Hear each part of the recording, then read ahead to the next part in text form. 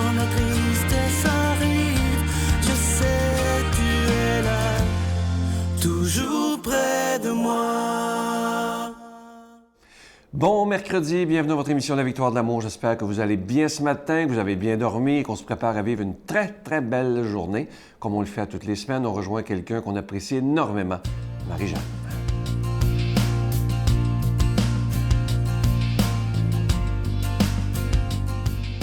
Bonjour tout le monde! Bon temps de l'Avent qui est commencé. Donc on rentre dans ce grand chemin vers la naissance de Jésus, vers Noël et toute la joie qui vient avec. Mais un beau temps pour se remettre en question, pour continuer avec encore plus d'ardeur de se donner, de travailler à cette mission auquel le Christ nous appelle tous. Puis j'avais envie ce matin de vous parler d'un modèle pour moi, parce que je pense que c'est important de trouver des modèles qui nous aident à avancer, des modèles qui nous aident à se recentrer sur l'essentiel parfois quand on commence à partir un peu dans notre tête, puis à perdre un peu le fil de ce qui est vraiment important.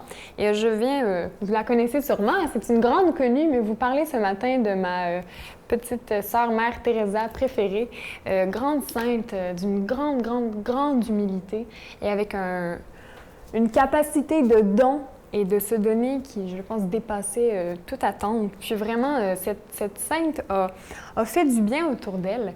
Et de là, justement, est parti le mouvement des Petites Sœurs de la Charité de Mère Teresa. Puis, à Montréal, il y a ces petites sœurs qui travaillent, on en connaît. On est allé avec un groupe de jeunes, quand j'étais un peu plus jeune, faire des fêtes de Noël pour les enfants des quartiers plus défavorisés à Montréal. Puis ça a été des temps extrêmement enrichissants, puis très, très beaux au niveau de toute cette joie qui est donnée. Donc, une rencontre entre les talents donnés, puis entre des gens qui sont heureux de recevoir aussi, puis qui reconnaissent la valeur de ce qu'ils reçoivent, vraiment, qui sont reconnaissants. Donc, c'était un magnifique moment d'échange. On allait là, on était déguisés en berger, on chantait des chants de Noël avec les talents de chacun. C'est ça, très simplement. On découpait des petites paroles qu'on remettait aux enfants. Les sœurs avaient organisé un repas. Donc, c'est vraiment... c'est ça, tout ce qu'on peut faire pour se donner. Puis Mère Teresa, elle a écrit un texte magnifique aux enfants de Calcutta qui s'appelle « Fais-le quand même »,« Do it anyway » en anglais, va jusqu'au bout. Et j'avais envie de vous le lire ce matin parce que je trouvais que c'était extrêmement fort, surtout dans ce temps où on peut profondément prier pour tous ceux qui ont besoin dans le monde.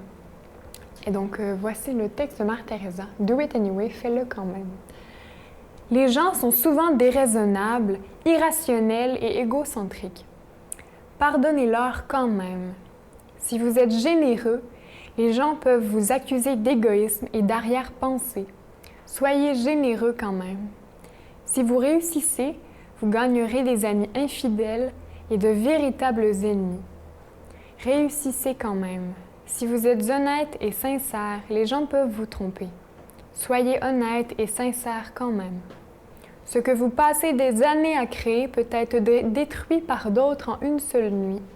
Créez quand même. Si vous trouvez la sérénité et le bonheur, certains peuvent être jaloux. Soyez heureux quand même. Le bien que vous faites aujourd'hui sera souvent oublié. Faites du bien quand même. Donnez ce que vous avez de mieux et ce ne sera jamais assez. Donnez votre meilleur quand même, car en fin de compte, tout cela est entre vous et Dieu. Notre Père qui es aux cieux, que ton nom soit sanctifié, que ton règne vienne, que ta volonté soit faite sur la terre comme au ciel. Donne-nous aujourd'hui notre pain de ce jour. Pardonne-nous nos offenses comme nous pardonnons à ceux qui nous ont offensés. Ne nous laisse pas entrer en tentation, mais délivre-nous du mal, car c'est à toi qu'appartient le règne, la puissance et la gloire pour les siècles des siècles. Amen. Feliz Navidad, prospero año y felicidad. Noel, voici le Rédempteur. Célébrons ses louanges et qu'elle chante encore ses dons précieux. La Victoire de l'amour vous invite à venir vivre des moments inoubliables en Italie en compagnie du père Michel Marie, Miguel Padilla, Brigitte Bédard et la participation occasionnelle de Sylvain Charon. Nous visiterons Venise, Vérone, Pise, Florence, Assise, Tivoli et Rome, la ville éternelle. Célébration eucharistique avec le père Michel Marie. Nous assisterons aussi à l'audience générale avec le pape François au Vatican du 1er au 13 juin 2019. Information 514-288-6077 ou sans frais 1-800-465-3255.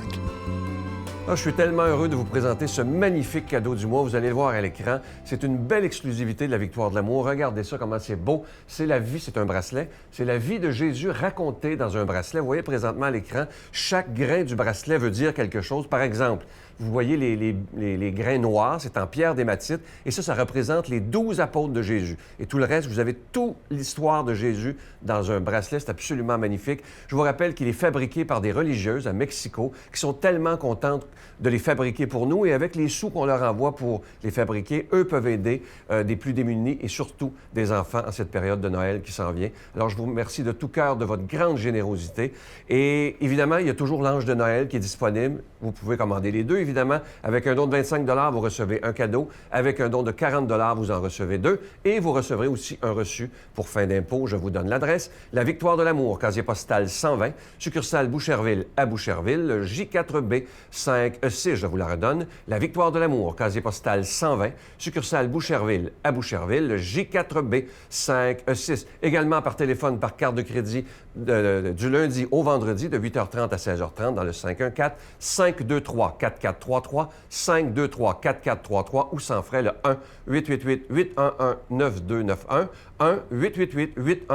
1-888-811-9291 et aussi sur notre site Internet.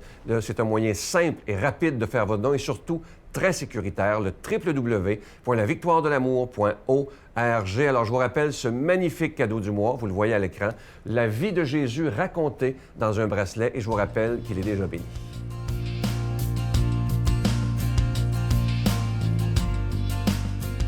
Mon Dieu, donnez-moi la sérénité d'accepter les choses que je ne peux changer, le courage de changer les choses que je peux et la sagesse d'en connaître la différence.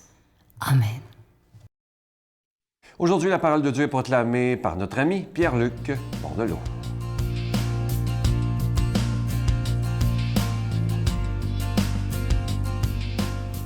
Bon matin à vous, très heureux de vous retrouver pour la proclamation de l'Évangile.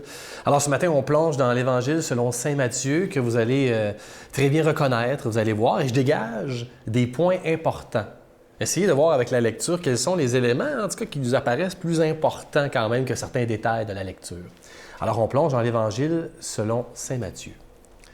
Jésus gagna les bords du lac de Galilée. Il gravit la montagne et s'assit. De grandes foules vinrent à lui, avec des boiteux, des aveugles, des estropiés, des muets et beaucoup d'autres infirmes. On les déposa à ses pieds et il les guérit. Alors la foule était dans l'admiration, en voyant des muets parler, des estropiés guérir, des boiteux marcher, des aveugles retrouver la vue.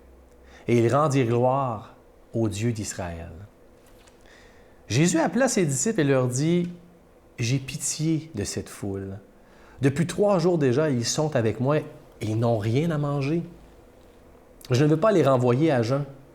Ils pourraient défaillir en route. » Les disciples lui dirent: « Où trouvons-nous dans un désert assez de pain pour qu'une telle foule mange à sa faim? » Jésus leur dit: « Combien de pain avez-vous? » Ils dirent: « 7 et quelques petits poissons. » Alors il ordonna à la foule de s'asseoir par terre.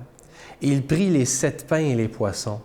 Il rendit grâce, les rompit, et il les donnait aux disciples, et les disciples aux foules.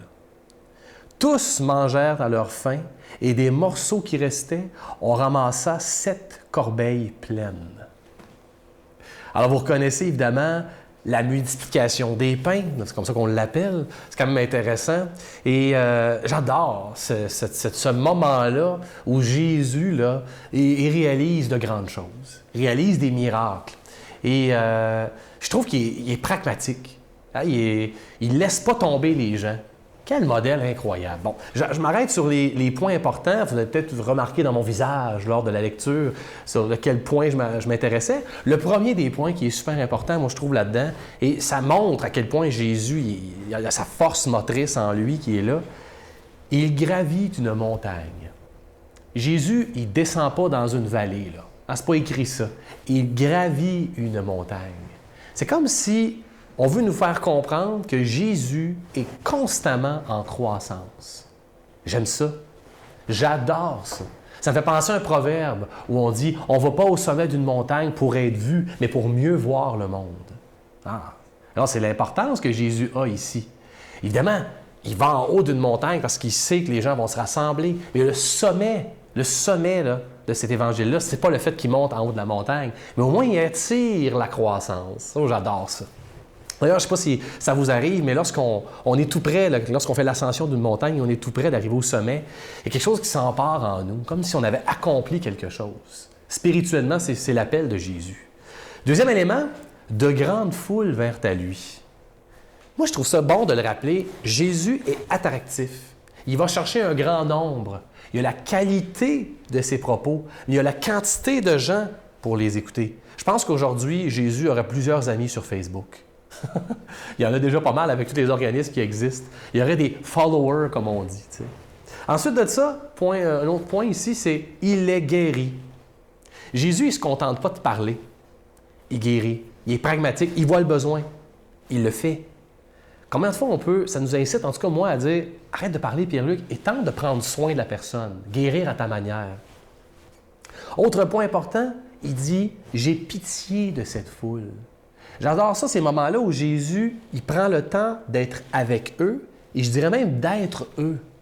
Il y a une empathie spontanée où Jésus est avec les gens. Il a pitié. Quand on a pitié de quelqu'un, on se met à la place de cette personne-là et on se dit, ça ne peut pas continuer comme ça. Jésus nous enseigne ça. Et ensuite, on tombe dans l'autre point important, c'est les disciples se demandent où est-ce qu'on va trouver la nourriture, hein? Où est-ce qu'on va trouver la bouffe? On va dire ça comme ça. Alors, Jésus est constamment confronté à des gens qui disent « on n'y arrivera pas. Ça se peut pas, regarde ça, on n'a pas assez. » C'est à peu près ça qu'ils disent. Et tout à coup, il dit « combien de pain vous avez? » Il est pragmatique. Il nous incite à l'Eucharistie en prenant le pain, en rendant grâce et en le rompant. Et à la fin, Jésus, il ne voit pas le manque, mais il récolte l'abondance. Parce qu'on peut recueillir plusieurs corbeilles de pain à partir de ce miracle-là. Prenons le temps de faire atterrir ça en prière dans notre vie. Seigneur, permets-nous de connaître une croissance, de récolter ce qu'on a multiplié, de reconnaître l'abondance que tu nous apportes, Seigneur. Puisque tu fais partie de notre vie et que tu nous fais reconnaître l'abondance et la multiplication des gestes qu'on peut avoir. Je demande à Dieu de nous bénir au nom du Père et du Fils et du Saint-Esprit. Amen et bonne journée. Je vous salue Marie, pleine de grâce. Le Seigneur est avec vous. Vous êtes bénie entre toutes les femmes, et Jésus, le fruit de vos entrailles, est béni. Sainte Marie, Mère de Dieu, priez pour nous pauvres pécheurs, maintenant et à l'heure de notre mort. Amen. Je vous laisse avec une très, très belle pensée qui dit ceci, et elle est surtout très, très vraie, je peux vous le dire. « Fais ce que tu crois être juste selon ton cœur, car on te critiquera de toute façon. » Et ça, c'est tellement vrai, je peux vous en parler avec certitude. C'est sûr que quand on est public, on est souvent très critiqué, mais j'essaie de faire les choses selon mon cœur, et j'essaie de faire la volonté de Dieu. Je vous souhaite une belle journée. À demain. Bye. Moi, je me réveille infirmière. Pendant longtemps, j'ai voulu être infirmière parce que je voulais soigner les gens, les voir aller mieux. Et je me suis aperçue, pour plein de raisons, que c'était pas ma vocation, c'était pas mon chemin de vie. Avec cet album-là, entre autres, avec les poèmes de Thérèse, je me suis dit qu'en fait, peut-être que je soignais les gens, mais différemment. Je les apaise. J'apaise l'âme, j'apaise le mental, j'apaise le cœur.